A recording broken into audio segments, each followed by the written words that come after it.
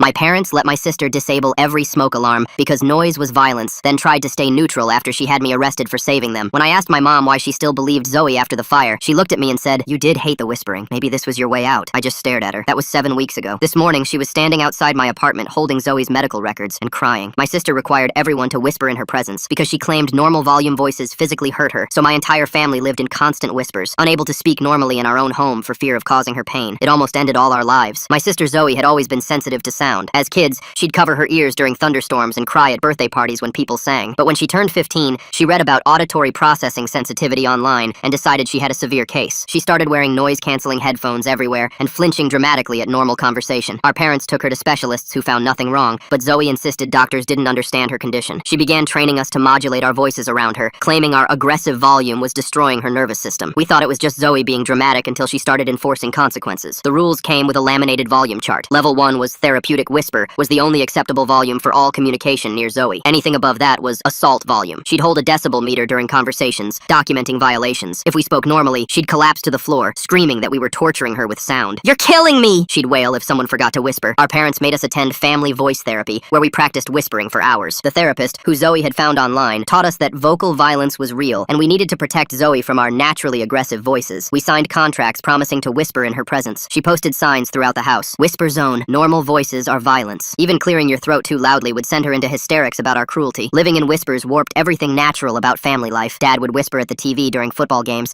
his excitement reduced to breathy touchdowns, while the crowd roared from the speakers. Mom won $5,000 on a scratch-off and whispered, "We won," like she was sharing a death announcement. My boyfriend broke up with me through text because he couldn't handle whispering every conversation at our house. He said it felt like shame, not intimacy. Every time I had some space from Zoe, I'd beg my parents to take a stand against her rules, but they said the most important thing was keeping the peace. They told me living with Zoe was good practice for dealing with difficult people later in my life. "I don't even notice the whispering anymore," Mom said. "You'll get used to it too," but I never did. How do you get used to whispering happy birthday, like a funeral hymn, while your sister monitors you with a meter? Or when my grandma whispered and forgot the rules, her normal-voiced "hello, sweetie" sent Zoe to the emergency room in an ambulance. She convinced the paramedics to turn off their sirens and communicate in whispers. School became my only escape where I could speak normally, but Zoe got the administration to create a quiet zone around her. Students had to whisper in hallways when she passed. Teachers restructured classes, using written instructions instead of verbal ones. She carried cards explaining her condition and made anyone who might speak near her sign liability waivers. The whole thing was ridiculous, but it wasn't dangerous, until the night I smelled smoke at 2 a.m. Zoe had left a candle going in the living room, and now the curtains were up in flames. I needed to wake everyone immediately, but years of conditioning had trained me to whisper even in crisis. I stood in the hallway, smoke beginning to fill the air, and whispered, "Fire, there's a fire." I went to my parents' room, whispering urgently at their door. Nothing. I pushed inside and whispered directly in Mom's ear. She mumbled and rolled over. The smoke was getting thicker. I shook Dad, whispering, "Fire, wake up." He couldn't hear me over the white noise machine Zoe required in every room. My throat burned from smoke and whispering. I ran to Zoe's room, knowing that any volume above a whisper would cause chaos, but having no choice. The smoke alarm hadn't gone off because Zoe had made us disable them. The sound was violence. I stood at her door, paralyzed between years of training and the immediate need to save my family. Finally, I screamed, "Fire!" at full volume. Zoe erupted from her room, not fleeing but attacking me for the assault, while smoke poured through the hallway. I shoved past her and ran to my parents, screaming for them to wake up while Zoe fell to the floor in convulsions, despite the fire around her. We lost half the house, and the firemen said if we'd stayed in for 2 more minutes, we would have all lost our lives. Instead of being grateful, Zoe filed assault charges against me. She told the fire marshal I'd started the fire myself as an excuse to scream at her. "She's been looking for a way to assault me with her voice for years," Zoe said, so she lit the fire and waited until it spread to have her excuse. The marshal found the disabled smoke alarms suspicious, even though I told them it was Zoe who'd turned them off. Zoe produced her recordings of every whisper violation I'd committed over the years, painting a picture of someone who hated the restrictions. She knew fire was the only excuse that might justify violence, Zoe explained, so she created one. My parents sat silent as the marshal questioned them. My mother looked like she might believe Zoe's horrible story. "She tried to kill us all just so she could scream," Zoe said, and Mom hesitated. I opened my mouth to defend myself, but no sound came out. Years of whispering had finally stolen my voice completely. The next thing I knew, I was in handcuffs and arrested for arson. The police station smelled like burnt coffee and disinfectant. I sat in the interrogation room, my throat raw from smoke and years of whispering, unable to make any sound at all. The detective across from me tapped his pen against the metal table, waiting for answers I couldn't give. He slid a notepad across to me. I wrote frantically, explaining about Zoe's condition, the whisper rules, the disabled smoke alarms. My hand cramped as I tried to capture years of manipulation in a few desperate paragraphs. The detective read my notes with raised eyebrows, occasionally glancing up at me like I was the one with mental problems. After 3 hours of written interrogation, they released me on my own recognizance. The charges weren't dropped, just pending further investigation. My parents waited in the lobby, Mom clutching Dad's arm. Neither of them looked at me as we walked to the car. The drive home was silent, but not the enforced whisper silence I'd grown used to. This was the heavy quiet of accusation and doubt. We pulled up to our half-burnt house. Yellow tape still stretched across the damaged section. Zoe's car sat in the driveway. Inside, She'd already rearranged the undamaged living room. New whisper zone signs covered every wall, larger than before. A stack of papers sat on the coffee table, printouts from online forums about acoustic assault survivors and voice violence PTSD. She'd been busy building her case. Zoe emerged from the kitchen wearing her noise-canceling headphones, carrying her decibel meter like a weapon. She pointed it at me, then at my parents, monitoring even our breathing. Mom immediately dropped her voice to a whisper. Dad cleared his throat softly, carefully. I grabbed a notepad from the counter and wrote, "She left the candle burning. She disabled the alarms. She's lying." Zoe read over my shoulder and laughed, a harsh sound that seemed to contradict her supposed sensitivity. She whispered to our parents about trauma responses and how criminals often project their crimes onto victims. She'd found a new therapist, she said, one who specialized in acoustic assault recovery. That night, I lay in my smoke-damaged room, trying to force sound from my throat. Nothing came, not even a whisper. The irony wasn't lost on me. Zoe had wanted us all silent, and now I truly was. Through the thin walls, I heard her on the phone, her voice suspiciously normal as she talked to someone about documenting everything and building an airtight case. The next morning, I woke to find my laptop missing. My phone, too. Zoe stood in my doorway with Mom, explaining in theatrical whispers how the fire marshal needed to examine all our electronics for evidence. She'd helpfully gathered them for the investigation. Mom nodded along, still under Zoe's spell. I spent the day at the library, using their computers to research. I found Zoe's online activity wasn't hard to trace. She'd been posting in forums for months about her abusive sister who refused to respect her medical needs. The dates lined up perfectly. Every post came after I'd challenged the whisper rules or begged our parents for normalcy. One post from 3 weeks ago chilled me. Sometimes I think something dramatic needs to happen for people to understand how serious acoustic violence is. Maybe if there were real consequences. I printed everything, my hands shaking. The librarian glanced at me with concern as I gathered the pages. I wanted to explain, to scream the truth, but my voice remained trapped in my damaged throat. Back home, I found Zoe had installed new locks on her door and my parents' door. For safety, she explained to Dad, while the investigation was ongoing. She'd given them the only keys. I was effectively locked out of 2/3 of my own home. That evening, our neighbor Mrs. Quinn stopped by with a casserole. She'd always been kind, bringing cookies during holidays and checking on us after storms. Zoe intercepted her at the door, whispering about the trauma of the fire and how I'd snapped under the pressure of her medical needs. Mrs. Quinn glanced past Zoe to where I stood in the hallway. Something feels off about how quickly Zoe bounced back from those supposed convulsions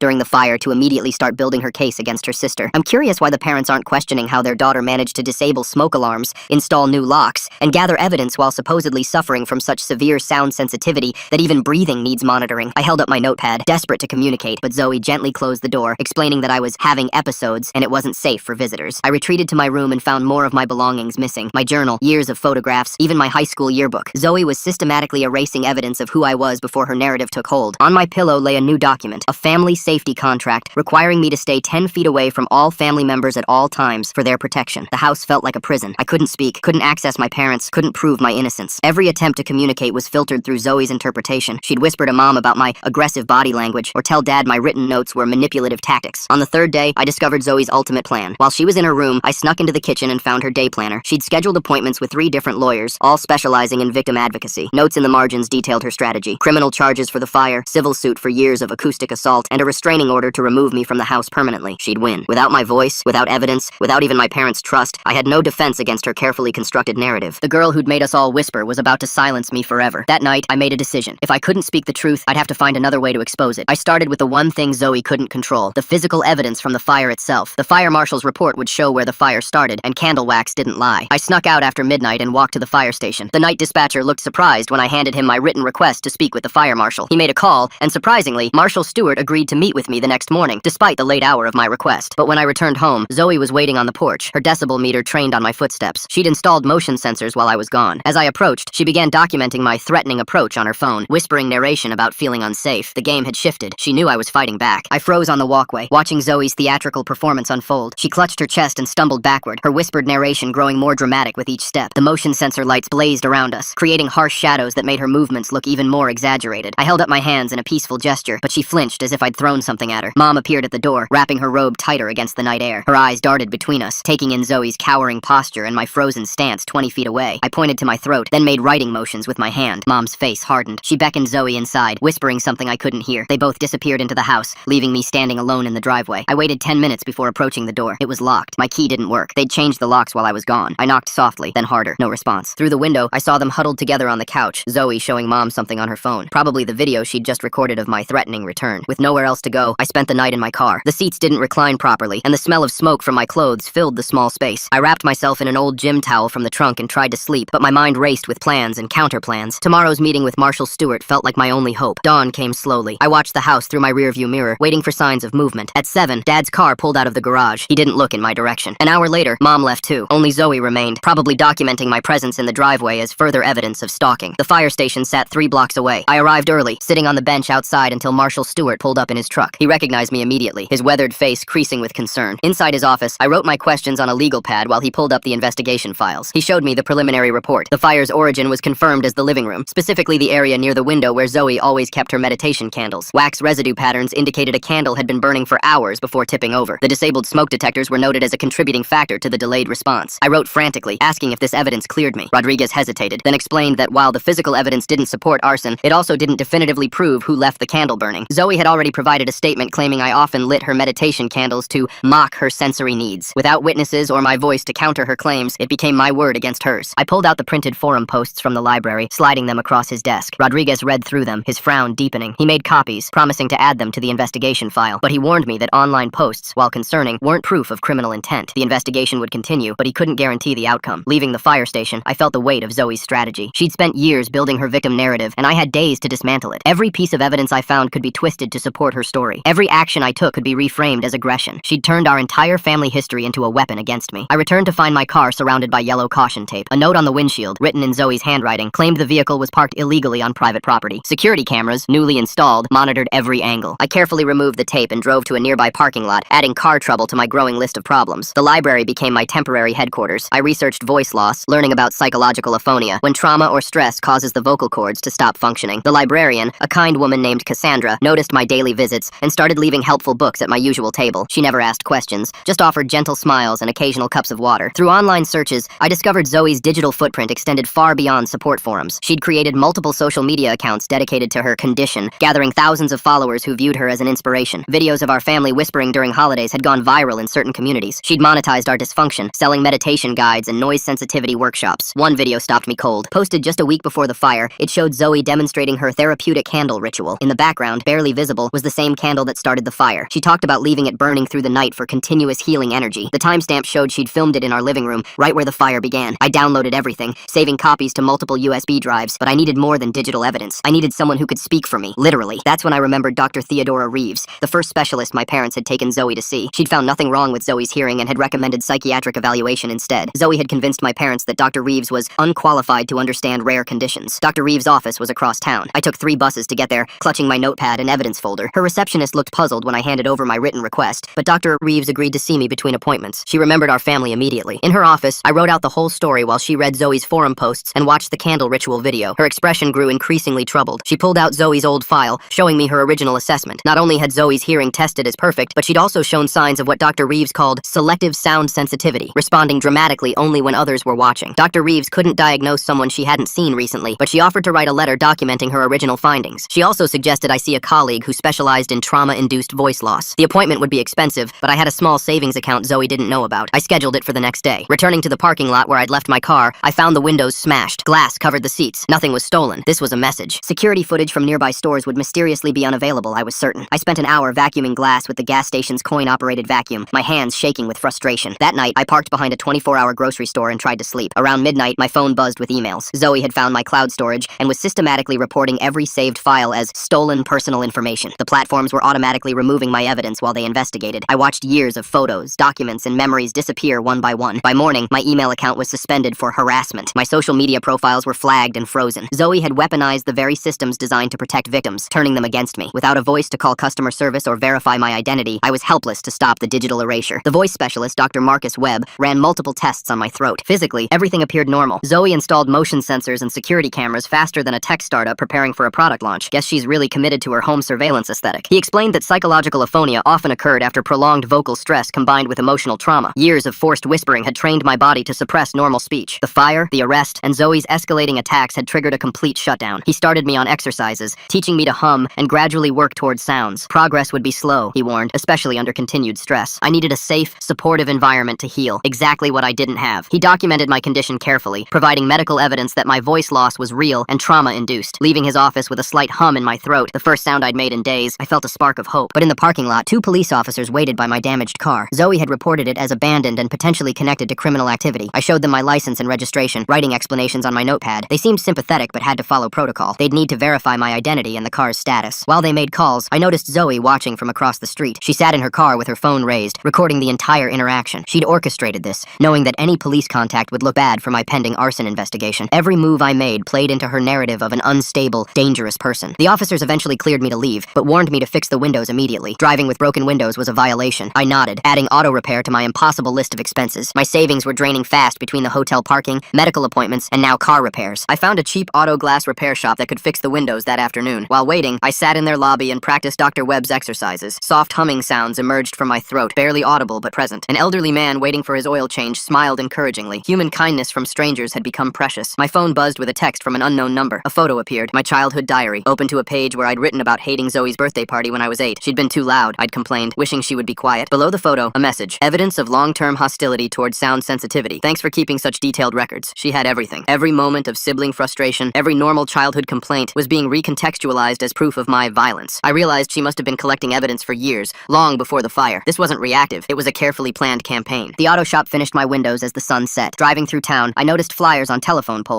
My face stared back from missing person posters, but the text told a different story. Have you seen this woman? Dangerous individual with history of violence. Do not approach. Call police immediately. Zoe's contact information was listed at the bottom. I pulled over and tore down as many as I could reach, stuffing them into a garbage bag. But there were hundreds, maybe thousands. She'd turned the entire town into her surveillance network. Every concerned citizen who saw those flyers would become her unwitting ally. At a red light, the car next to me honked. The driver pointed at me, then at a flyer on the nearby pole. I saw him reaching for his phone. I drove away quickly, my heart pounding. The safe spaces in my own town were shrinking by the hour. I needed allies, but everyone I knew was connected to my family. Former coworkers, old friends, distant relatives. They'd all heard Zoe's version first. Her social media campaign had reached them before I could. Several had already blocked my number after receiving messages about my dangerous behavior. The grocery store parking lot no longer felt safe. Too many people, too many cameras, too many flyers. I drove to an abandoned rest stop outside town, parking behind a defunct information booth. The isolation felt safer than civilization. I practiced my voice exercises in the dark, managing a raspy whisper that sounded like a ghost of my former self. Sleep came in fragments, interrupted by every passing car. I dreamed of screaming, of my voice returning with hurricane force, blowing away Zoe's lies like paper walls. But morning brought only the same painful rasp and the taste of fear. Checking my phone, I found my bank account frozen. The screen showed a fraud alert. Someone had reported suspicious activity. The timing was too perfect to be coincidental. Without access to my remaining savings, I couldn't buy food, gas, or continue fighting. Zoe had found another pressure point. The bank branch opened at 9. I arrived early, practicing what I'd write to explain my situation. Inside, the teller's expression changed when she pulled up my account. She excused herself, returning with the manager. They'd received multiple reports of identity theft connected to my account. The freeze would remain until the investigation concluded. I wrote frantically, trying to explain, but their professional sympathy felt hollow. They provided forms to dispute the freeze, warning it could take weeks to resolve. Weeks I didn't have. My gas tank was nearly empty, my stomach cramping from hunger. Zoe had turned bureaucracy itself into a weapon. Outside the bank, Mrs. Quinn appeared. Our former neighbor looked older, worn down by recent events. She approached cautiously, glancing around as if Zoe might materialize. When she spoke, her voice was barely above a whisper. The habit had infected her too. She pressed something into my hand, $200 in cash and a granola bar. Before I could write my thanks, she hurried away. But her kindness cracked something inside me. Tears came for the first time since the fire. Silent sobs that shook my whole body. One person still believed in my innocence. The money bought me gas and cheap food from a dollar store. I sat in my car eating cold soup from a can, planning my next move. The evidence I'd gathered was strong, but reaching anyone who could help seemed impossible. Zoe had built walls around every avenue of justice. Then I remembered something. The therapist who'd run our mandatory family voice therapy sessions. The one Zoe had found online. If she was legitimate, she'd have records. If she wasn't, that was evidence too. Her name was Dr. Sarah Winters, and her office was 2 towns over. The drive took most of my gas, but I had to try. The address led to a strip mall between a nail salon and a tax service. No medical building, no professional complex. Inside, the office was a single room with folding chairs and motivational posters. Dr. Winters turned out to be a life coach with an online certification in alternative family dynamics. She remembered our family immediately, launching into a whispered explanation of her therapeutic approach. I wrote questions about her qualifications, her relationship with Zoe, and whether she'd ever treated actual auditory conditions. Her answers revealed the truth. Zoe had found her through a forum for misunderstood conditions and paid her directly to support the diagnosis. I convinced her to write a statement admitting she wasn't a licensed therapist and that Zoe had specifically sought someone who would validate her self-diagnosis. The woman seemed relieved to confess, mentioning she'd felt increasingly uncomfortable with the arrangement. She'd seen families destroyed by less elaborate deceptions. Driving back with the statement, I felt momentum building. Each piece of evidence weakened Zoe's narrative. But as I entered town, police lights filled my rearview mirror. I pulled over, hands visible on the steering wheel. The officer approached carefully, hand on his weapon. He'd received reports of a dangerous individual matching my description driving erratically. I hadn't been speeding or swerving, but that didn't matter. Zoe's network had spotted me. The officer asked for my license and registration, then returned to his car for an agonizingly long check. When he came back, his demeanor had changed. The system showed multiple concerns connected to my name: the arson investigation, the bank fraud alert, the missing person reports. He asked me to step out of the vehicle. I complied, moving slowly, keeping my hands visible. He performed a field sobriety test, which I passed. He searched my car, finding nothing but empty soup cans and crumpled flyers. But procedure required him to verify my current address and contact information. When I couldn't verbally confirm anything, he grew suspicious. My written explanation explanations seemed to make things worse. Another officer arrived as backup. They discussed whether to take me in for a psychological evaluation. The missing person flyers had mentioned mental instability. My voice loss and written communication fit the profile Zoe had created. I stood by my car, watching my freedom hang by a thread. Finally, they decided to let me go with a warning, but they'd file a report, adding another official document to Zoe's arsenal. As they drove away, I realized she didn't need to have me arrested again. She just needed enough documented encounters to paint a pattern of instability. Night was falling again. The rest stop felt too exposed now. The parking lots too monitored. I drove to the edge of town where old industrial buildings stood empty. Behind a closed factory, I found a spot hidden from the road. The isolation felt complete. I spent hours practicing my voice exercises, pushing through the pain. Whispers turned to hoarse words. No, stop, lies. Each word felt like a victory. Dr. Webb had said emotional breakthrough often preceded vocal recovery. My anger was becoming my strength. Morning brought new challenges. My phone battery was dying, and charging it meant risking exposure in public spaces. I needed to act before losing this last connection to evidence and allies. Zoe's been planning this for years. The childhood diary, the fake therapist she hired in advance, the way she immediately had those flyers ready. This wasn't some reaction to the fire at all. I drove to the library, hoping Cassandra would let me use an outlet despite my current status as town pariah. The library felt different. Patrons moved away when I entered. Someone had posted flyers inside, despite policy against solicitation. Cassandra met my eyes sadly. She'd been ordered to ask me to leave if I caused any disturbance. I wrote a quick note asking only for 5 minutes to charge my phone. She glanced around, then quietly pointed to an outlet behind the reference desk. I sat on the floor, hidden from view, while my phone slowly charged. Through the shelves, I heard whispers, not Zoe's enforced kind, but genuine gossip about the dangerous woman hiding in their library. My phone lit up with missed calls from an unknown number. The voicemail was from Dr. Reeves. She'd been contacted by investigators about my case and wanted to help. She'd found additional documentation from Zoe's teenage years that might prove relevant, but she needed to speak with me directly. I texted back, explaining my voice situation and suggesting email. Her response was quick. She'd already tried email, but my accounts were all blocked or suspended. She proposed meeting in person that afternoon at a coffee shop between our towns, neutral ground. The drive there used most of my remaining gas. I arrived early, watching through the window as Dr. Reeves entered and chose a corner table. She looked nervous but determined. I joined her, sliding my notepad across the table. She'd brought Zoe's complete file, including session notes she'd kept despite Zoe's parents requesting their destruction. The notes detailed Zoe's admission that she could control her reactions, choosing when to appear sensitive based on who was watching. She'd even bragged about fooling her parents. More importantly, Dr. Reeves had contacted colleagues who'd seen similar cases. She'd compiled research on induced illness behavior, when someone creates or exaggerates symptoms for psychological gain. The parallels to Zoe's behavior were undeniable. This wasn't just evidence, it was a professional framework for understanding her manipulation. We spent an hour organizing the documentation. Dr. Reeves offered to speak with Marshall Stewart directly, providing expert testimony about Zoe's history. She also knew a lawyer who specialized in false accusation cases, someone who might take my case despite my current financial situation. Leaving the coffee shop, I felt hope returning. But in the parking lot, Zoe waited by my car. She stood perfectly still, her phone raised, recording everything. I stopped walking, maintaining distance. She didn't speak or move, just recorded. The implied threat was clear. Approach your car, and I'll have evidence of you confronting me. I retreated to the coffee shop, watching through the window. Zoe waited another hour before finally leaving. When I returned to my car, I found new scratches along the side and a note under the windshield. Stop harassing me or next time I'll defend myself. Written in her handwriting, designed to look like she'd left it after I'd confronted her. The game was escalating. Every move I made to defend myself became evidence of aggression in her narrative, but I couldn't stop now. Dr. Reeves' evidence was too important. I drove to Marshall Stewart's office, praying he'd still listen. His expression when I entered was unreadable. He'd received multiple reports about my erratic behavior around town, but he also remembered our earlier conversation and the evidence I'd shared. He agreed to review Dr. Reeves' documentation, though he warned that psychological profiles weren't typically admissible in arson investigations. I wrote furiously, explaining how the profile established pattern and motive. Zoe hadn't just left a candle burning, she'd orchestrated events to frame me. The fire gave her the ultimate victim status while eliminating her primary challenger. Rodriguez nodded slowly, pieces clicking together. He made copies of everything, then shared his own update. The investigation had uncovered something interesting. The candle that started the fire was a specific brand sold by only one local store. Security footage from that store showed Zoe purchasing dozens of identical candles over several months. Why would someone with severe sound sensitivity repeatedly visit a busy retail store? More importantly, she'd paid cash every time, despite usually using credit cards. The pattern suggested premeditation. Rodriguez couldn't make accusations yet, but the investigation was shifting. He advised me to stay visible but avoid any contact with Zoe or my family while he pursued these leads. I left feeling vindicated but exhausted. My gas gauge read empty. I coasted into a station on fumes, using my last $40 to fill half the tank. The attendant recognized me from the flyers, watching suspiciously as I pumped gas. The whole town had become hostile territory. That night, parked behind the abandoned factory, I practiced speaking with new determination. Words came easier now, rough and painful, but audible. My name is... I croaked to the empty darkness. My sister is lying. Each sentence felt like reclaiming stolen ground. My phone buzzed with a message from the lawyer Dr. Reeves had mentioned. Theodore Blackwood specialized in defamation and false accusation cases. He'd reviewed my situation and wanted to meet. His office was 3 towns away, but he'd waived the consultation fee given the circumstances. The next morning, I dressed in my least smoke-damaged clothes and drove to his office. Theodore was younger than I'd expected, with kind eyes and a patient manner. He listened as I whispered my story, occasionally asking for clarification. My voice lasted 20 minutes before fading back to silence. He'd seen similar cases, family members weaponizing systems designed to protect real victims. The key was was documenting the pattern of manipulation while avoiding any actions that could be twisted against me. He offered to take my case on contingency, believing we had strong grounds for both criminal defense and civil action, but he warned me Zoe would escalate when she learned I had legal representation. Manipulators often became most dangerous when their control slipped. I needed to be prepared for her final moves. He suggested finding somewhere safe to stay, away from places she'd expect me to be. I thought of the abandoned factory, my car, the rest stops. None were truly safe, but I had nowhere else to go. Theodore gave me his direct number, instructing me to document everything and avoid being alone in isolated places. The irony wasn't lost on me. Isolation was all I had left. Returning to town, I noticed unusual activity. Police cars clustered near the library. An ambulance pulled away as I passed. My phone rang. Theodore's number. His voice was urgent. Zoe had escalated dramatically. She'd staged a collapse at the library, claiming I'd been stalking her there. Witnesses saw her fall, convulsing, after supposedly seeing me through the window. The problem? I'd been in Theodore's office, an hour away, with time-stamped security footage proving my alibi. Zoe had miscalculated, not knowing about my legal appointment. Her performance had been for nothing, but the damage was done. The town believed I'd driven her to a breakdown. I pulled into a gas station to process this information. Inside, the clerk refused to serve me, pointing to a handwritten sign. We reserve the right to refuse service to anyone who threatens community safety. Zoe's campaign had turned me into a complete pariah. My phone battery was dying again. No library, no coffee shops, no public spaces would welcome me. I sat in my car, watching the gauge drop toward empty, feeling the walls close in. But something had shifted in me. The voice exercises had broken more than just physical silence. I drove to our family home, the half-burnt shell I'd been avoiding. If Zoe wanted a confrontation, she'd get one, but on my terms. I parked directly in front, in full view of her security cameras. Let her record this. I had nothing left to lose. The front door was locked, but I still had my key to the garage. Inside, I found what I was looking for. Our old family videos. Boxes of tapes from before Zoe's condition began. Evidence of her normal childhood, her loud laughter, her screaming tantrums. Proof that her sensitivity was selective and recent. I loaded the boxes into my car as Zoe appeared at the window. She was already on the phone, probably calling police. I didn't hurry. Let them come. Theodore would love the footage of me retrieving my own belongings from my own family home. As I drove away, I saw Dad's car approaching from the opposite direction. Our eyes met briefly. His face looked haggard, aged by the conflict tearing our family apart. For a moment, I thought he might stop, but he continued past, choosing the easier path as always. The factory parking lot had become my base of operations. I spread the videos across my back seat, organizing them by date. Each tape was a weapon against Zoe's mythology. Birthday parties where she shrieked with joy. Christmas mornings filled with her excited chatter. Years of normal volume before her sudden sensitivity. My phone rang. Marshal Stewart. His voice was carefully neutral as he informed me that Zoe had filed additional charges. Theft, this time, for taking the family videos. But he'd reviewed security footage from the library incident. The timestamp confirmed I couldn't have been there. He was beginning to see the pattern. He suggested I bring the videos to the station immediately. They could be logged as evidence before Zoe claimed I'd doctored them. I agreed, grateful for an official who still dealt in facts rather than hysteria. The truth was slowly emerging from beneath Zoe's carefully constructed lies. At the station, Rodriguez watched several videos with growing amazement. Teenage Zoe hosting loud sleepovers. The timing of Zoe's library collapse while our narrator was getting legal help is like scheduling a surprise party when the guest of honor is out of town. All that dramatic fainting for nothing. What a waste of good theatrics. Zoe singing karaoke at full volume. Zoe screaming at a concert just months before her diagnosis. The contrast with her current persona was undeniable. He made official copies, noting the chain of custody. Then he shared news that changed everything. The state fire inspector had reviewed the case. The specific pattern of wax residue indicated the candle had been deliberately tipped. Someone had pushed it over, ensuring it would catch the curtains. The investigation was now focused on who had access and motive. Zoe's behavior post-fire had raised red flags. Her immediate accusations, prepared documentation, and escalating campaign suggested consciousness of guilt. Rodriguez couldn't make promises, but the tide was turning. I left the station feeling lighter despite my exhaustion. In my car, I practiced speaking again. My voice was stronger now, sustained by righteous anger. I recorded myself on my phone, describing events in case I lost my voice again. Evidence of my truth, in my own words. The factory lot felt less like exile now, and more like a strategic position. I had lawyers, investigators, and growing evidence on my side. Zoe had overplayed her hand, hammered on years of successful manipulation. Her empire of lies was cracking. That night, I slept deeply for the first time since the fire. No dreams of smoke or whispers, just peaceful darkness, and the knowledge that tomorrow would bring new battles. I was finally equipped to fight. The girl who'd stolen my voice had awakened something stronger. Morning arrived with unexpected visitors. Mom and Dad's car pulled into the factory lot. They sat for several minutes before Dad finally emerged. He approached slowly, hands visible like he was afraid I might run or attack. Zoe's poison had infected even this moment. He handed me an envelope without speaking. Inside, a check for $5,000 and a note in Mom's handwriting for a fresh start somewhere else. They wanted me gone. Easier to exile one daughter than confront the other's lies. I felt the paper crumple in my fist. Dad saw my face and stepped back, but I didn't scream or rage. Instead, I spoke in my new, rough voice. Watch the videos, all of them, then decide who you're really protecting. He flinched at the sound, so different from my old voice, scarred by years of whispering and weeks of silence. He returned to the car without taking the check back. They drove away, leaving me with their conscience money and the bitter taste of abandonment. But I wouldn't run. Zoe had taken enough from me. She wouldn't take my home too. I cashed the check immediately, knowing they might stop payment once they realized I wasn't leaving. The money would fund my fight, gas, food, and whatever else I needed to see this through. Their guilt had given me resources just when Zoe thought she'd strip them all away. Theodore called with updates. He'd filed motions to preserve evidence and prevent Zoe from accessing my remaining accounts. accounts. The civil case was building strength. He'd also connected with Dr. Webb about my voice recovery, documenting the medical impact of years of forced whispering. But Zoe wasn't idle. That afternoon, flyers appeared with a new message: dangerous woman offering money for silence. She'd learned about the check and twisted it into evidence of my guilt. According to her narrative, I was trying to buy off witnesses to my crimes. Every gift became a weapon in her hands. I drove through town collecting the flyers, no longer caring who saw me. Let them stare. Let them whisper. Real whispers, not Zoe's enforced kind. My voice grew stronger with each hour of use. Speaking truth, even to empty air, was healing the damage she'd inflicted. At a red light, Mrs. Quinn appeared at my passenger window. She slipped inside quickly, glancing around nervously. Her words tumbled out in a rush. She'd been recording Zoe for weeks. Her security camera caught Zoe speaking normally when alone, laughing at full volume on phone calls, even singing in the backyard. She handed me a USB drive with shaking hands. She'd been too afraid to come forward earlier, but watching my exile had stirred her conscience. The evidence was time-stamped and clear. Zoe's performance only existed when she had an audience. Alone, she was perfectly normal. I hugged Mrs. Quinn, feeling tears on both our faces. One ally had become 2, then 3, now 4. The truth was building its own momentum. She promised to speak with investigators when needed, though she feared Zoe's retaliation. We all did. That evening, I sat in Theodore's office reviewing Mrs. Quinn's footage. The evidence was damning. Zoe hosting loud video calls with her online followers, coaching them on voice violence tactics, planning sessions where she strategized escalation, even practicing her collapse performances in the mirror. Theodore's expression grew grim as we watched. This went beyond false accusations. Zoe had built a movement around her lies, teaching others to weaponize fake conditions against their families. The scope was staggering. How many homes had she infected with enforced silence? We worked late into the night, building our case. Theodore suggested reaching out to Zoe's online followers, finding others who'd grown suspicious. If she'd taught them manipulation, some might have recognized it and pulled away. Their testimonies could establish a pattern of deliberate deception. But first, we needed to protect Mrs. Quinn. Theodore drafted a protective order, ensuring Zoe couldn't retaliate against our witness. The legal system moved slowly, but each filed document built a wall between truth and lies. Zoe's weapons were turning into shields for her victims. I slept in my car outside Theodore's office, feeling safer near legal protection than in familiar spaces. My dreams were changing. Instead of smoke and silence, I dreamed of speaking to crowds, telling our story, warning others about the subtle tyranny of manufactured illness. Dawn brought Marshal Stewart's call. The investigation had taken a decisive turn. They'd found the receipt for the specific candle that started the fire. Zoe had purchased it hours before the blaze, along with accelerant-adjacent materials. Combined with the tipped candle evidence, it painted a picture of premeditation. He couldn't arrest her yet. The evidence was circumstantial, but the arson charges against me were being dropped. The official letter would come within days. I was no longer a suspect, but a witness. The hunter had become the hunted, and Zoe didn't know it yet. I celebrated with breakfast at a truck stop outside town, where no one knew my face. The coffee tasted like freedom. My voice, though still rough, carried across the counter as I ordered. The waitress smiled at my enthusiasm over scrambled eggs. Simple pleasures felt revolutionary. My phone buzzed with messages from unknown numbers. Word was spreading through Zoe's online network. Some followers had questions, doubts, suspicions. They'd noticed inconsistencies in her stories,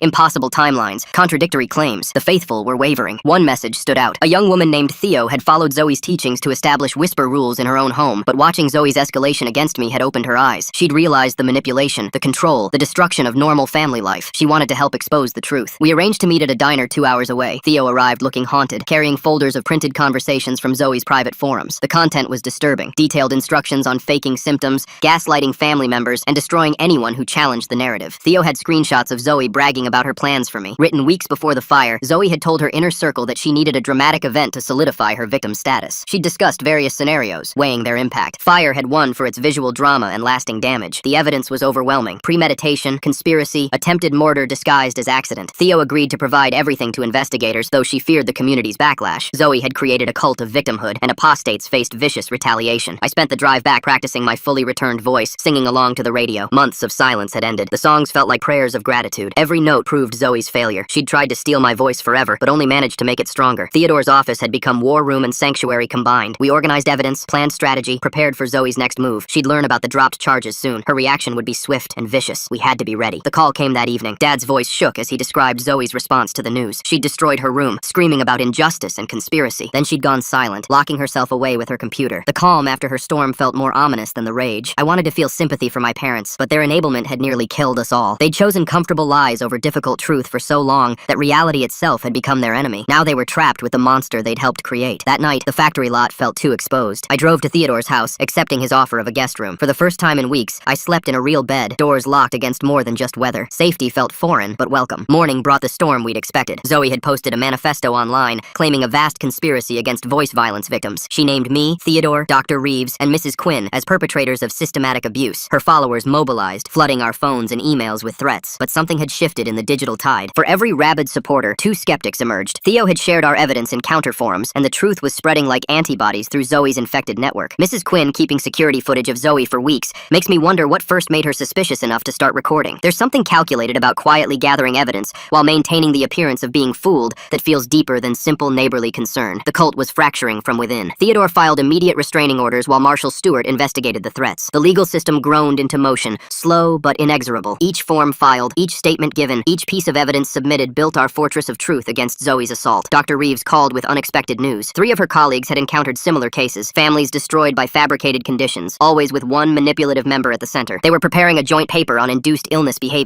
Zoe would become a case study in psychological manipulation. The academic attention terrified Zoe more than legal consequences. Her entire identity depended on being seen as a victim, not a perpetrator. The prospect of professional analysis, of being diagnosed herself, sent her into panicked action. She appeared at Theodore's office with our parents, demanding a mediation session. Theodore refused to see her without law enforcement present. She erupted in the waiting room, her performance reaching new heights, but the receptionist simply called security, unmoved by theatrical collapses. I watched from Theodore's office window as security escorted her out. Mom and Dad followed, looking broken. They'd lived so long in Zoe's manufactured reality that actual reality felt like assault. Their daughter was a stranger, and they couldn't admit which one. That afternoon, we received word that Zoe had been hospitalized for exhaustion. The admission was voluntary, but the timing was strategic. Hospital stays generated sympathy and complicated legal proceedings. Even facing exposure, she was crafting new narratives of victimhood. But the investigation continued regardless. Marshal Stewart had connected with law enforcement in neighboring towns. Similar complaints had surfaced, families reporting extortion through fake medical conditions, always traced back to Zoe's online communities. The pattern was too consistent to ignore. Theodore suggested a press conference, not to attack Zoe, but to warn other families. The story had implications beyond our personal drama. How many homes operated under enforced whisper rules? How many siblings had been exiled for refusing to comply? The public deserved to know. I hesitated. Going public meant reliving trauma, facing scrutiny, inviting judgment, but silence had nearly killed me once. I wouldn't let fear steal my voice again. We scheduled the conference for the following week, giving time to prepare and protect witnesses. The hospital called that evening. Zoe had listed me as her emergency contact, despite everything. The nurse sounded confused as she explained that Zoe was asking for me, claiming she wanted to reconcile. It was obviously a trap, but curiosity pulled at me. Theodore advised against going, but I needed to see her, to understand what drove someone to such elaborate cruelty. With Marshal Stewart as escort and Theodore on standby, I entered the hospital. The building smelled of disinfectant and despair. Zoe's room was private, paid for by our parents' guilt. She lay in bed, looking smaller than I remembered. Without her props, the meter, the headphones, the signs, she seemed almost normal, almost human. Then she opened her eyes and smiled. The conversation was brief, conducted in normal voices that felt strange after years of whispering. She admitted nothing but implied everything. The fire had been necessary, she explained, to show the danger of voice violence. My sacrifice would help countless others understand the seriousness of her condition. She genuinely believed her own mythology. The lies had become truth in her mind, justified by the greater good of her cause. She wasn't apologizing, she was recruiting. Even facing destruction, she thought she could convert me to her crusade. I left without giving her the satisfaction of anger or tears. In the hallway, Marshal Stewart shook his head. He'd seen enough. The investigation would continue. Charges would likely follow, but Zoe would always believe herself the hero of her story. The next days blurred together in preparation. Theodore coached me on public speaking while Dr. Reeves helped craft our message. We weren't just exposing Zoe, we were revealing a pattern of manipulation that destroyed families under the guise of accommodation. Former followers reached out daily now. Stories poured in of homes where children ruled through fake conditions, where parents lived in fear of triggering manufactured symptoms. Zoe hadn't invented the tactic, but she'd perfected and propagated it. Her digital legacy was a generation of tiny tyrants. The night before the press conference, I couldn't sleep. In Theodore's guest room, I practiced my statement until the words felt carved into my throat. Tomorrow, I would speak not in whispers, but in clarion tones. The truth would ring out after years of enforced silence. Mom called as dawn broke. Her voice sounded different, clearer, more present. She'd watched the videos finally, all of them. The evidence had broken through years of denial. She wanted to support me at the conference, to admit their failure, to choose truth over comfortable lies. I told her it was too late for easy redemption, but if she truly wanted to help, she could speak to other parents trapped in similar situations, share how manipulation had warped their judgment, help others recognize the signs before reaching our point of destruction. The conference room filled with reporters, investigators, and families who'd recognized their own stories in leaked details. I stood at the podium, throat tight with emotion but voice steady. The microphone felt like vindication. I began with the night of the fire, working backward through years of whispered tyranny. The room hung on every word as I detailed the slow erosion of normal life, the gradual acceptance of insanity, how love became leverage and accommodation became imprisonment. Dr. Reeves followed with clinical analysis. Theodore presented legal frameworks. Theo spoke about her journey from follower to whistleblower. Each voice added weight to our collective truth. The whisper rules were breaking down, replaced by honest volume. Questions came rapidly. How had it gone so far? Why hadn't anyone intervened? Where was Zoe now? We answered carefully, balancing exposure with legal constraints. The story would continue unfolding, but today was about prevention, not punishment. As the conference ended, I noticed movement at the back of the room. Zoe stood in the doorway, no longer in hospital clothes. She watched with an expression I'd never seen before, genuine surprise. She'd never imagined her victims would find voices louder than her lies. Security moved toward her, but she left voluntarily. No dramatic collapse, no performance, just a quiet retreat from a battle she'd already lost. The war might continue, but this field was ours. Truth had won its first victory. Outside, supporters and skeptics mingled. Families shared stories, exchanged contacts, formed networks of their own, not for manipulation, but for mutual mutual support. The healing would take time, but it had begun. Voices raised in normal volume felt like hymns of freedom. That night, I returned to Theodore's guest room for the last time. Tomorrow, I'd start apartment hunting, rebuilding a life outside of crisis. The insurance money from the fire damage would help, along with potential settlements from civil suits. Zoe's campaign had cost me everything but given me something precious, unshakable truth. My phone rang with an unknown number. I almost didn't answer, tired of threats and harassment, but something made me pick up. A young voice, nervous but determined, asked if I was the woman from the news. Her sister was making her whole family crawl because walking vibrations hurt her spine. I gave her Theodore's number and Dr. Reeves' contact, told her she wasn't crazy, wasn't cruel for doubting, that love didn't mean accepting lies, and family didn't require self-destruction, that her voice mattered, at any volume she chose to use it. After hanging up, I sat in the darkness, feeling the weight and wonder of survival. Zoe had tried to silence me forever, but instead had created an advocate. Every family saved from whisper rules would be testimony to truth's ultimate power over manipulation. The factory lot looked different when I drove past the next morning. No longer exile territory, but the place where I'd found my voice in solitude, where I'd chosen fight over flight, where Zoe's victim had transformed into her opposition. I had one last stop before moving forward. The half-burnt house still stood, yellow tape fading in the sun. Inside, workers had begun renovation. The fire damage would be repaired, the structure restored, but the whisper signs were gone, thrown away with other debris. Dad stood in what used to be the living room, directing contractors. He saw me and paused, searching for words at normal volume. We talked briefly about insurance, repairs, practical matters. Neither mentioned Zoe, hospitalized again after the press conference. As I left, he called out in a voice still learning its natural level. He was proud of me, of my courage, of my refusal to let lies become law. The words felt strange between us, but honest. Maybe some bridges could be rebuilt alongside houses. The apartment I'd found was small but bright, with windows that opened wide and no rules about sound. I unpacked my few belongings, including the USB drives of evidence and a new journal for writing without fear. The blank pages promised stories told in truth. That evening, Theodore called with updates. The investigation was expanding. Zoe faced potential charges for false reporting, fraud, and reckless endangerment. Her online empire was crumbling as platforms banned communities promoting fake medical conditions for manipulation. But more importantly, families were healing. Parents were reclaiming authority. Zoe listing her sister as emergency contact after trying to burn her house down has to be the boldest move since someone invented the reply all button. Siblings were reuniting. Homes were filling with normal sounds of life. The whisper rules were ending, one household at a time. Our story had given others permission to speak. I made dinner in my new kitchen, humming while I cooked. The sound echoed off walls that had never known enforced silence. My voice was different now, scarred but strong, rough but real. Zoe had changed it forever, but not how she'd intended. As night fell, I thought about the long journey from that first whispered warning about fire to this moment of vocal freedom. The path had nearly killed me, but survival had forged something unbreakable. A voice that would never again be silenced by manipulation or fear. My phone buzzed with another message from a family seeking help. Tomorrow, I'd connect them with resources, share our story, offer hope. Tonight, I simply savored the sound of my own breathing, unmonitored and unashamed. The volume of victory was exactly as loud as it needed to be. The next morning brought an unexpected development. Dad's truck sat outside my apartment building. He stood by the passenger door, holding a cardboard box. I approached cautiously, noting his tired posture and the way he kept glancing around as if Zoe might materialize from thin air. He handed me the box without explanation. Inside were more family videos, ones I'd missed during my hurried search. These dated back even further. Zoe as a toddler, screaming gleefully on playground swings, shouting nursery rhymes at maximum volume, evidence that predated any possible claim of sensitivity by over a decade. Dad pointed to a specific tape labeled Zoe's 8th birthday. His gesture suggested I watch it immediately. Then he returned to his truck and drove away, leaving me with questions and growing curiosity about what that particular video might contain. Back in my apartment, I loaded the tape into an old VCR I'd bought from a thrift store. The footage showed Zoe's princess-themed party, complete with a hired entertainer who led the children in loud singing games. But what caught my attention happened in the background. Mom filming while Zoe whispered instructions to her friends about pretending to cry when the music played. Even at 8, she'd been orchestrating performances. The other children looked confused but complied, creating a bizarre scene of mass weeping during Happy Birthday. Mom's voice on the recording expressed concern, but Zoe quickly switched to delighted laughter when she got the reaction she wanted. I made digital copies immediately, adding them to my growing archive. Theodore needed to see this pattern of manipulation stretching back decades. But first, I had another visitor to handle. Mrs. Quinn stood at my door, looking frantic. She thrust a manila envelope into my hands. Inside were printed emails between Zoe and someone named Patricia Kellerman. The messages detailed plans to expand the Whisper movement into a formal organization, complete with membership fees and certification programs for voice violence counselors. The scope of Zoe's ambitions stunned me. She'd been planning to monetize her manipulation on a massive scale, turning family dysfunction into a business model. Mrs. Quinn had intercepted the emails when they'd been mistakenly delivered to her address. Zoe had used a fake mailing address one digit off from Mrs. Quinn's. I spent the afternoon organizing this new evidence with Theodore. He immediately recognized the legal implications: fraud, conspiracy to commit fraud, and potential racketeering charges if Zoe had actually launched her scheme. The investigation was expanding beyond our family drama into criminal enterprise territory. Marshal Stewart called with his own update. The state fire inspector's final report was complete. Beyond confirming the deliberately tipped candle, they'd found something else: accelerant residue on the curtains. Not enough to prove arson definitively, but enough to show someone had prepared for a more dramatic fire than what actually occurred. Rodriguez asked me to come to the station. He had security footage from the night of the fire that he wanted me to review. The prospect of seeing that night again made my stomach clench, but I agreed. Truth required facing even the worst moments. At the station, Rodriguez led me to a small viewing room. The footage came from a traffic camera that partially captured our street. The timestamp showed 11:47 p.m., about 2 hours before I'd smelled smoke. A figure matching Zoe's build could be seen entering the house through the front door. The next clip jumped to 1:58 a.m. The same figure exited, walked to the end of the driveway, then returned to the house. Rodriguez explained this matched the timeline of when the candle would have been tipped. She'd left, ensuring she had an alibi, then returned to create the crisis. But the most damning evidence came from Zoe herself. Rodriguez showed me her original statement to police, then a second statement given a week later. The details had changed significantly. Times, locations, even the color of her pajamas. She'd been refining her story, not realizing her earlier version was already on record. I left the station with copies of everything, my mind racing with implications. Zoe had planned the fire, prepared for it, executed it, then tried to frame me for it. The girl who claimed whispers were violence had committed actual violence against her own family. That evening, Theodore called an emergency meeting. He'd been contacted by Patricia Kellerman, the woman from Zoe's emails. She was real, and she was terrified. She'd believed in Zoe's condition initially, even investing money in the planned organization. But irregularities in Zoe's stories had made her suspicious. Patricia had hired a private investigator before cutting ties with Zoe. The investigator's report revealed Zoe's extensive history of manipulation, including 3 previous families she'd befriended and convinced to adopt whisper rules. Each family had eventually expelled her when her demands became too extreme. We met Patricia at Theodore's office. She brought banker's boxes full of documentation, contracts Zoe had drawn up, promotional materials for the fake organization, even architectural plans for a silent healing center that would have cost millions to build. The depth of Zoe's delusions became clear. She genuinely believed she could build an empire on enforced silence, turning her manufactured condition into a movement that would sweep the nation. The fire had been meant to launch her into the spotlight as the ultimate victim. Patricia agreed to testify if needed. She'd lost $30,000 to Zoe's schemes, money she'd borrowed against her retirement. Her story added financial fraud to Zoe's growing list of potential charges. The girl who'd made us whisper had been planning to make thousands pay for the privilege. As we organized evidence late into the night, my phone rang. Mom's number, but Dad's voice. He spoke carefully, formally, as if reading from notes. Zoe had checked herself out of the hospital and disappeared. She'd taken Mom's car and cleaned out their emergency cash fund. Security footage from their bank showed Zoe withdrawing the maximum ATM limit while wearing a surgical mask and sunglasses. She'd left a note claiming she was seeking treatment at a specialized facility, but the number she'd provided was disconnected. Theodore immediately contacted Rodriguez. A missing person report would complicate the investigation, but Zoe's flight suggested consciousness of guilt. Road alerts were issued for Mom's car. The net was closing, and Zoe knew it. I couldn't sleep that night, wondering where Zoe had gone. Theodore insisted I stay at his house for safety. A cornered manipulator was unpredictable, but part of me hoped she'd simply disappear, start fresh somewhere else. Prison wouldn't cure what was wrong with her. Morning brought chaos. Zoe hadn't fled. She'd doubled down. A new website had appeared overnight. The Silenced Truth. My sister tried to kill me. The site featured edited versions of our family videos, security footage from public cameras, and a donation button for her recovery fund. The narrative she'd constructed was masterful in its distortion. Every piece of evidence against her had been reframed as proof of persecution. The fire became my attempt to silence her permanently. Her flight from the hospital became escape from family violence. The investigation became systematic oppression. Theodore worked frantically to get the site taken down, while I watched donations pour in from strangers moved by Zoe's fabricated plight. She'd found a new audience, one that didn't know our history. The internet's appetite for victim narratives was feeding her delusions, but Zoe had made a crucial mistake. The website's domain registration used Mom's credit card, fraud across state lines. The donation processing went through an account she'd opened using Patricia's stolen identity. Federal crimes were piling up faster than she could invent explanations. Rodriguez arrived at Theodore's house with news. They'd tracked Mom's car to a motel 2 towns over. Local police were maintaining surveillance while warrants were prepared. The game was nearly over, but Zoe still had moves to make. That afternoon, she made them. A live stream appeared on her website. Zoe in the motel room, surrounded by her familiar props. She spoke in whispers to the camera, claiming she was broadcasting her final message before her family silenced her forever. The performance was compelling. She produced documents, some real, some fabricated, painting herself as a lifelong victim of family abuse. She showed burn scars on her arm, claiming I'd injured her during previous confrontations. The scars looked fresh, self-inflicted. Thousands watched as she escalated her narrative. She claimed our parents had paid doctors to misdiagnose her, that I'd stalked her for years, jealous of her sensitivity. Patricia losing $30,000 to Zoe's fake healing center plans makes me question how many other investors might be out there right now. The motel live stream with fresh scars seems like Zoe's creating evidence in real time while thousands watch her perform. That the fire had been my 3rd attempt on her life. Each lie built on the previous one, creating an alternate reality that existed only in her mind. Theodore contacted the platform, but takedown requests took time. Meanwhile, Zoe's audience grew. Comments poured in offering support, money, even shelter. She'd found her tribe, people who wanted to believe in persecution narratives more than they wanted truth. The stream continued for hours. Zoe demonstrated her symptoms, collapsing dramatically when a siren passed outside. She showed her decibel meter readings, claiming the motel's air conditioner was causing nerve damage. She presented her laminated volume charts as evidence of medical necessity, but fatigue was setting in. Her performance became repetitive, desperate. She started contradicting earlier claims, mixing up dates and details. The comments section began to shift as viewers noticed inconsistencies. Questions replaced sympathy. Doubt crept in. Rodriguez texted updates. The warrants were ready. Officers were in position. They were waiting for the stream to end, not wanting to create a spectacle that Zoe could leverage, but she seemed prepared to broadcast indefinitely, sustained by attention and delusion. Then Mom appeared in the stream's background. She'd driven Dad's truck to the motel, slipping past police who were watching for her car. She approached Zoe slowly, hands visible, face calm. The confrontation we'd all avoided was finally happening. Zoe's reaction was immediate and theatrical. She fell to the floor, claiming Mom's presence was causing seizures, but Mom simply sat on the motel bed, waiting. The camera kept rolling as Zoe writhed and gasped, her performance reaching new extremes. Minutes passed. Mom remained still. Zoe's convulsions slowed, then stopped. She lay on the floor, breathing heavily, realizing her ultimate weapon, medical manipulation, had no effect on the woman who'd enabled it for so long. The stream's chat exploded with confusion. Viewers debated whether they were witnessing abuse or exposure. Some called for police intervention. Others questioned why Zoe had recovered so quickly from her seizure. The narrative was fracturing in real time. Mom reached for something in her purse. Zoe flinched, but Mom simply produced a folder. She laid out documents on the bed. Zoe's real medical records showing perfect health. Test results from multiple specialists. Even brain scans proving no neurological abnormalities. Zoe scrambled for the camera, trying to end the stream, but Mom was faster, holding the documents up for viewers to see. The chat scrolled too fast to read as thousands processed the revelation. The victim narrative was collapsing under the weight of evidence. Police entered moments later. The stream cut off as officers secured the scene. I watched the blank screen, feeling a complex mix of relief and sadness. Zoe's grand performance had ended not with sympathy, but with exposure. She'd orchestrated her own downfall. Theodore fielded calls from reporters who'd been monitoring the stream. We declined all interviews, maintaining focus on the legal process ahead. The story would be public record soon enough. We didn't need to feed the media circus Zoe had tried to create. Rodriguez called with confirmation. Zoe was in custody, charged with multiple counts of fraud, identity theft, and filing false reports. Mom had provided a statement supporting the charges. The woman who'd enabled Zoe for years had finally chosen truth over comfortable lies. Dad arrived at Theodore's house that evening. He looked older, but somehow lighter, as if a weight had lifted. He handed me another box, this one containing Zoe's journals from her teenage years. He'd found them hidden in the attic, wrapped in plastic as if she'd been preserving evidence. The journals revealed the evolution of Zoe's manipulation, detailed plans for controlling family dynamics, research on various conditions she'd considered claiming, practice scripts for different scenarios, even a timeline for escalation that matched our lived experience perfectly. One entry stood out. They love me too much to question the performance. That love is my power. I can make them do anything if I threaten to suffer. Written at age 16, it showed clear awareness of her manipulation. She'd never been deluded, just committed to the lie. Theodore added the journals to our evidence collection. They would prove crucial in establishing premeditation and pattern behavior. Zoe had documented her own crimes, confident she'd never be challenged. Her arrogance had preserved the very proof that would convict her. The next days passed in a blur of legal procedures. Zoe was denied bail after prosecutors demonstrated flight risk. Her public defender tried to argue mental illness, but the journals undermined any claim of delusion. She'd known exactly what she was doing. Mom and Dad began attending family therapy, real therapy with licensed professionals. They needed to understand how they'd enabled Zoe's behavior for so long. Their guilt was profound, but they were committed to healing. The family that had whispered in fear was learning to speak truth. I returned to my apartment, ready to rebuild my life. The insurance settlement came through, covering my losses from the fire. I enrolled in community college, planning to study psychology. Understanding manipulation had become more than personal interest. It felt like a calling. Theodore helped me establish a support network for families dealing with fabricated illness manipulation. Not a formal organization like Zoe had planned, but a simple online forum where people could share experiences and resources. Within days, dozens of families joined, recognizing their own stories and ours. Mrs. Quinn became an unexpected ally in this work. She'd started recording other neighbors who'd witnessed Zoe's public performances over the years. Their testimonies painted a picture of escalating manipulation that the whole community had been too polite to challenge. The preliminary hearing arrived faster than expected. I sat in the courthouse waiting room, practicing my breathing exercises. My voice was strong now, ready to speak truth in official record. The girl who'd been forced to whisper would testify at full volume. Zoe entered in restraints, looking smaller than I remembered. The orange jumpsuit hung loose on her frame. She'd lost weight, unable to maintain her performance without an audience. Her eyes darted around the room, searching for sympathetic faces that weren't there. The prosecutor presented the evidence methodically. Financial records showing fraud, medical documents proving deception, the journals demonstrating premeditation, security footage of the fire preparation. Each piece built an undeniable case against her. When my turn came to testify, I spoke clearly about years of manipulation. The whisper rules, the enforced silence, the gradual erosion of normal family life. I described the night of the fire, how conditioning had nearly killed us all. My voice never wavered. Zoe watched me with an expression I'd never seen before, genuine surprise that I could speak so strongly. She'd believed her own lie about my weakness, forgetting that she'd created the very conditions that had forged my strength. The judge bound the case over for trial. Zoe would face justice for her crimes. As court officers led her away, she turned back once. Her mouth moved in what might have been words, but no sound emerged. The girl who'd weaponized whispers had lost her voice to truth. Outside the courthouse, our family gathered. Mom and Dad stood together, but apart from me, respecting the boundaries I'd established. We weren't ready for reconciliation yet, but we were moving toward it. Healing would take time, but it had begun. Theodore congratulated me on my testimony. He'd taken the case pro bono, believing in the importance of exposing manipulation tactics. Other lawyers had reached out, wanting to learn from our experience. Zoe's case was becoming a cautionary tale in legal circles. I drove home alone, windows down, radio playing at normal volume. The city sounds that had once felt forbidden now seemed like freedom. Every honk, shout, and siren reminded me that I'd reclaimed my right to exist at full volume. That evening, I hosted a small gathering in my apartment. Mrs. Quinn, Theodore, Dr. Reeves, and a few others who'd supported my fight for truth. We talked and laughed at normal volume, celebrating the simple joy of unrestricted conversation. As the night wound down, I stood on my small balcony, looking out at the city lights. Somewhere out there, other families were trapped trapped in silence, controlled by manufactured conditions and emotional manipulation. But our story was spreading, giving them permission to question, to doubt, to speak. My phone buzzed with a message from an unknown number. Another family seeking help. Another home where someone had weaponized fake illness for control. I saved the number, planning to call them tomorrow. Tonight was for rest and reflection. The journey from whispered victim to vocal advocate had nearly killed me, but survival had transformed me into something Zoe never anticipated. A voice for others trapped in manufactured silence. Her greatest weapon had become my greatest strength. I thought about Zoe in her cell, surrounded by voices she couldn't control or silence. The irony was perfect. She'd spent years making us whisper, and now she was trapped in a place where volume was constant and uncontrolled. Her sensitivity would be tested by reality. The next morning brought final tasks. I packed up the evidence files, preparing to return them to Theodore's office. The investigation was complete, the truth documented and preserved, but I kept copies of certain items, reminders of how far manipulation could go when enabled by love and fear. At the bank, I closed the account my parents had set up for my exile. Patricia showing up with her purse like she's about to pull out hard candy, but instead whips out medical records is peak mom energy. Nothing says, "I'm done with your nonsense," quite like bringing receipts to your daughter's live stream meltdown. The money would go toward my education instead. The teller recognized me from the news coverage of the hearing, offering a sympathetic smile. I was becoming known not as a victim, but as a survivor. The apartment felt different now, less like a refuge and more like a home. I hung pictures on the walls, including one family photo from before Zoe's performance began. We looked happy, normal, unaware of the storm approaching. But even storms could pass. My voice had returned fully, carrying strength born from struggle. When I spoke now, people listened not because they had to, but because truth resonated in every word. The whisper rules were broken forever, replaced by the power of honest volume. That night, I sat at my desk and began writing our story in detail. Not for publication or profit, but for the families who would need it. A roadmap for recognizing manipulation, resisting control, and reclaiming voice. Zoe had tried to build an empire on silence. Instead, she'd created a foundation for truth. The work would continue. More families would reach out. More stories would emerge. More voices would rise from enforced whispers to empowered speech. The girl who'd made us all whisper had unknowingly launched a movement, just not the one she'd intended. Thanks for coming along for the ride. Definitely been a trip digging into all these questions together. Until we cross paths again, subscribe for more content like this.